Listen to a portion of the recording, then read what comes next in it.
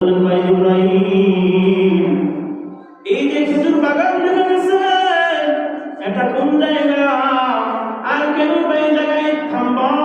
জিব্রাইল আল্লাহর পক্ষ থেকে বললেন পয়গম্বর এই জায়গায় একটু সফর বিরতি নেন এই জায়গায় সফর বিরতি নেন এটা আল্লাহর হুকুম আর 2 রাকাত নফল নামাজ পড়ে নেন এজন্য আমরা যখন বিভিন্ন জায়গায় সফরে যাই যারা ঢাকায় যাই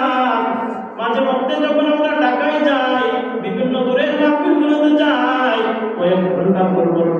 গাড়িগুলো একটু বিশ্রামের সুযোগ দেয় রেস্টের সুযোগ দেয় পয়গম্বর সাল্লাল্লাহু আলাইহি ওয়াসাল্লাম খেজুরের বাগান দেখে কোরআন নিয়ে লেন করলেন আল্লাহর হুকুম এই জায়গায় 2 রাকাত নামাজ পড়লেন সফরের বিরতি নিয়ে একটু বিশ্রাম নিলেন তারপর জিব্রাইল জানালেন পয়গম্বর জানেন কি আপনি কোন জায়গায় নামাজ পড়েছেন জানেন কি কোন জায়গায় যাত্রা বিরতি নিয়েছেন এটা হচ্ছে ইয়াসরিন আর বেশি দিন দেরি নয় অদূর ভবিষ্যতে আপনি এই ইয়াসরিনে আপনাকে হিজরত করে চলে আসতে হবে আপনার সম্প্রদায় অত্যাচারে আপনি এবং আপনার সাহাবায়ে কেরাম এই ইয়াসরিন শহরে আপনি হিজরত করে চলে আসতে হবে তখন আর তার নাম ইয়াসরিন থাকবে না তার নাম আপনার বরকতে তার নাম পরিবর্তন করে দেওয়া হবে তার নাম করে দেওয়া হবে মদিনাতুর রাসূল অথবা মদিনায়ে মুনাওয়ারা সুবহানাল্লাহ পয়গম্বর আলাইহিস সাল্লাল্লাহু আলাইহি ওয়াসাল্লাম বুরাকে চলে সামনের দিকে অগ্রসর হইতেছেন পথিমধ্যে কিছু দূর যাওয়ার পর আবারও জিব্রাইল বললেন পয়গম্বর এই জায়গায় দাঁড়াইতে হবে এই জায়গায় যাত্রা বিরতি দিতে হবে এই জায়গায় 2 রাকাত নামাজ পড়তে হবে পয়গম্বর এই জায়গায় থামলেন এই জায়গায় দাঁড়াইলেন এবার পয়গম্বর জিজ্ঞাসা করলেন জিব্রাইল জবাব দাও এটা কোন জায়গা জিব্রাইল জবাব দেয় পয়গম্বর এটা হচ্ছে তুরে সিনা এটা হচ্ছে ওই পাহাড় যে পাহাড়ের উপর পয়গম্বর মুসা আলাইহিস সালাতু ওয়াস সালাম সরাসরি মাধ্যমবিহীন আল্লাহর সাথে কথা বলতেন আরেকটু জুড়ে পড়েন সুবহানাল্লাহ সংক্ষেপে বলি তারপর পয়গম্বর আবারও বুরাকের উপর চলে সামনের দিকে অগ্রসর হইতেছেন একটু লক্ষ্য করুন আল্লাহ পাক রব্বুল আলামিন ঘোষণা করেছেন লিনুরিয়াহু মিন আয়াতিনা আমার বন্ধুকে আমি আমার নিদর্শন দেখাবো আর এই সমস্ত নিদর্শন শুধুমাত্র আল্লাহ পাক রব্বুল আলামিন নিজের ওয়াদা মোতাবেক দেখাচ্ছেন কিছু দূর যাওয়ার পর পয়গম্বর জিব্রাইলকে ডাকতে বলেন জিব্রাইল আমার নাকি জান্নাতে একটা গ্রাম আসতেছে জিব্রাইল বলেন পয়গম্বর কিসের গ্রাম আমার নাকি কোনো গ্রাম আসতেছে না আপনি কোথায় গ্রাম পাইতেছেন আল্লাহ পাক রব্বুল আলামিন জিব্রাইলকে ডাকতে বলেন জিব্রাইল আমার বন্ধু মিথ্যা কথা বলে নাই এখানে আমার বন্ধু একটা গ্রাম পাইতেছে আল্লাহ পাক রব্বুল আলামিন জিব্রাইলকে সবিস্তারে সম্পূর্ণ ঘটনা এবং সেই সুগন্ধের কারণ আল্লাহ পাক রব্বুল আলামিন জিব্রাইলকে জানায় দিলেন এবার জিব্রাইল বলতেছে পয়গম্বর আপনি সত্যি গ্রাম পেয়েছেন কিসের গ্রাম পাইলাম এই জায়গায় একটু আলোচনা করার প্রয়োজন মনে করছি কিসের গ্রাম আল্লাহু আকবার কি পরিমাণ ঈমানি পরীক্ষা আল্লাহ পাক রব্বুল আলামিন পূর্ববর্তী ইমানদারদের কাছ থেকে কি পরিমাণ ঈমানি কঠিন পরীক্ষা নিয়েছেন ফিরআউন তার মেয়েদের পরিচর্যার জন্য খাদেমা রাখতো মেয়েদের রাখতো ফিরআউনের কন্যা ফিরআউনের মেয়ে মাথার চুল আঁচড়ে দেওয়ার জন্য মাসেদা নামে এক বান্দি নিয়োগ দিল মাসেদা একদিন এই মাসেদা নামে আল্লাহর বান্দি ফিরআউনের মেয়ের মাথার চুল আঁচড়ে দিচ্ছে হঠাৎ করে মাসেদার হাত থেকে চিমনিটা মাটিতে পড়ে যায় এবার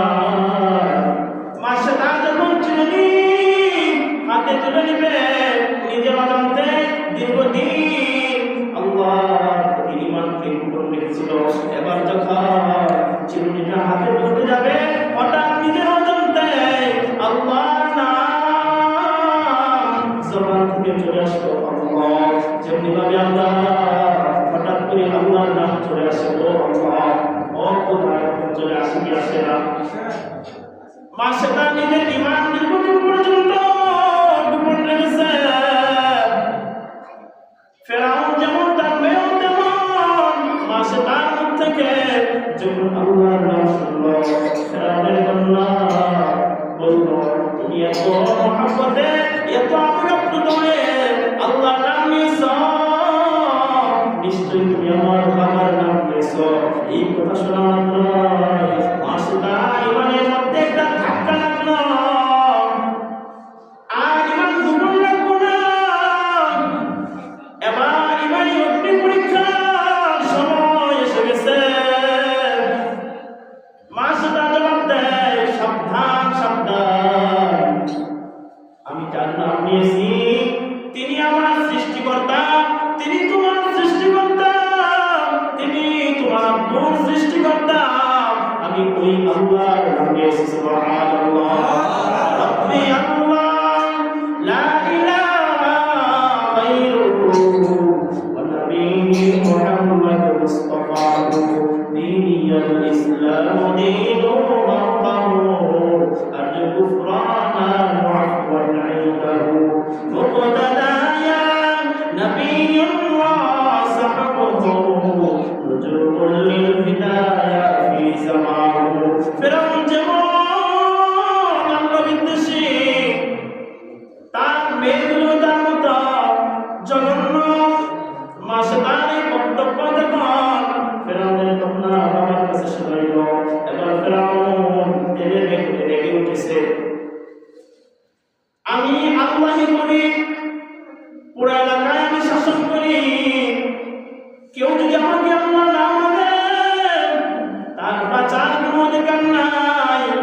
তার সন্তানদেরকে আমি হত্যা করে ফেলে দেই কত বড় দুঃসাহস আমার ঘরে থাকে আমাকে আল্লাহ না এ পরিশোধ করবা এ আমার আল্লাহ না আমাদের সাজার মজা থেকে বোঝায় দাও এমন দৃষ্টান্তমূলক শাস্তির ব্যবস্থা করো যেন সকলের কান খারাপ হয়ে যায় আমাকে আল্লাহ নামের কি পরিমাণ শাস্তি কি ভয়াবহ শাস্তি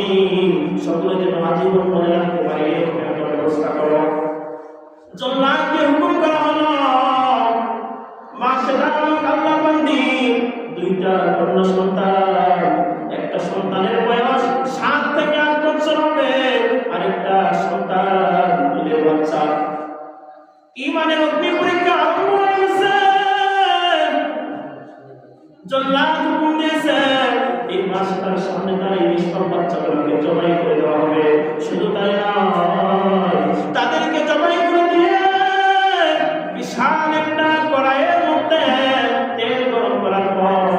মায়ের সামনে তার সন্তানদের কিভাবে তেলে জ্বালায় দিতে হবে নাউযুবিল্লাহ একটা মা বাবার অন্তরে সন্তানের প্রতি কেমন ভালোবাসা কেমন মায়া এই মার সামনে তার নিষ্পাপ শিশুদেরকে জবাই করে তেলের মধ্যে দেওয়ার পারমিশন ফেরাউনের প্রথমে বড় মেয়েটাকে জবাই করে দিয়ে তেলের কড়াইয়ের মধ্যে উত্তপ্ত তেলের কড়াইয়ের মধ্যে যখন ছেড়ে দেওয়া হয়েছে মুহূর্তের মধ্যে মেয়েটার মাংস তেলের সাথে মিশে গিয়েছে এবার মাসটার কাছে প্রস্তাব করা হয়েছে মাসটা এখনো সময় আছে আমাকে আল্লাহ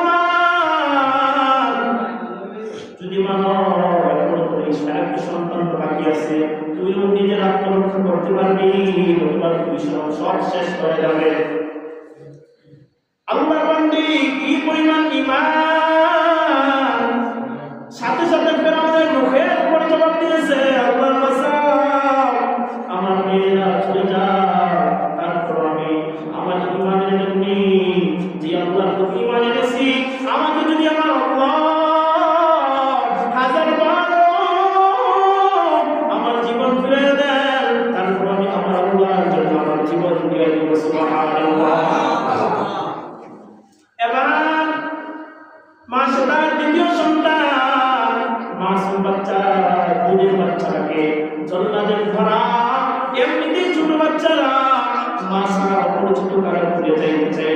চাইলে কান্না আরম্ভ করে দেয়। যখন জান্নাতের ধারা বড় নিঃশংস ধারা এই দুধের বাচ্চাটাকে এইভাবে ঝাপটা মেরে ধরে শেলের মধ্যে শুয়াইয়া এবার জমাই করে দিয়ে তেলের মধ্যে ছেড়ে দিয়েছে। তেলের মধ্যে যে মাত্র ছেড়ে দিয়েছে আল্লাহ পাক রব্বুল আলামিন জবান খুলে দিয়েছেন, মাগো কোনো চিন্তা নাই, কোনো ভয় নাই, তুমিও তাড়াতাড়ি আমাদের সাথে চলে আসো। মাগো আমি দেখতেছি আমার বড় বোন জান্নাতের মধ্যে একটা ফুলের বাগানের মধ্যে ফুল নিয়ে খেলা করতেছে। মাগো তুমি দেরি করিও না, তুমি আমাদের সাথে চলে আসিও। আল্লাহ পাক রব্বুল আলামিন মাসুম দুধের বাচ্চার জবান জারি করে দিয়েছেন। এবার মাসটা তাদের কাছে নিজের জীবন যখন বিপন্ন শেষ হয়ে যাবে এবার তাদের কাছে একটা প্রস্তাব রাখলো, এ বেঈমানের দল, এ আল্লাহর দুশমন, তোরা আমার একটা ওসিয়ত পূরণ করবি, তোরা তো আমাকে মেরে ফেলবি, কারণ আমি তো ঈমান ছাড়বো না, এই জীবনে একবার কেন হাজারবার আল্লাহর জন্য বিদায় দিব, অতএব তোরা আমাকে মেরে ফেলবে এটা নিশ্চিত, তবে আমার একটা ওসিয়ত তোরা পূরণ করবি। আর এই ওসিয়তটার প্রতি তারা অনেক গুরুত্ব দিল। কি তোর ওসিয়ত? মাশাআল্লাহ বলল, আমার দুইটা মেয়েকে যে কায়দায় তারা দুনিয়া থেকে বিদায় করেছ, আমাকেও এই বাড়ি দুনিয়া থেকে বিদায় করিও, এই একই তেলের কড়াইয়ের মধ্যে আমাকেও ছেড়ে দিও। তাদের কথা অনুযায়ী একই কাজ করা হলো। তারপর মাসে তার দ্বিতীয় আরেকটা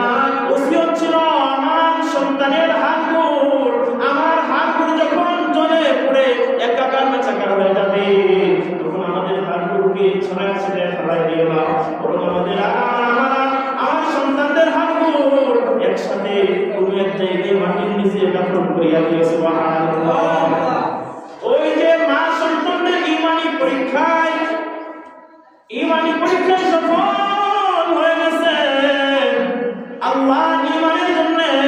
আল্লাহর একত্ববাদের স্লোগান দিয়ে বেঈমানের কাছে মাথা নত করে নাই। আল্লাহ পাক রব্বুল আলামিন ওই যে তাদের হাড়গোড় জমিনে দাফন করা হয়েছিল, ওই জমিন থেকে ওই জায়গা থেকে জান্নাতের ঘ্রাণ চলে আসতেছে। সুবহানাল্লাহ।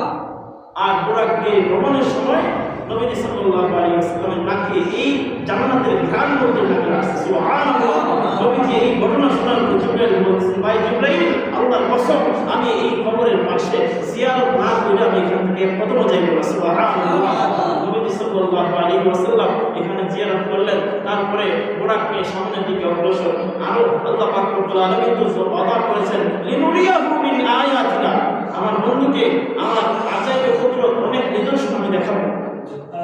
আরো প্রতিমধ্যে আরো অনেক নিদর্শন নাজ নিয়ামত আল্লাহ সুবহানাহু ওয়া তাআলা বন্ধুকে দেখাইছেন। তারপর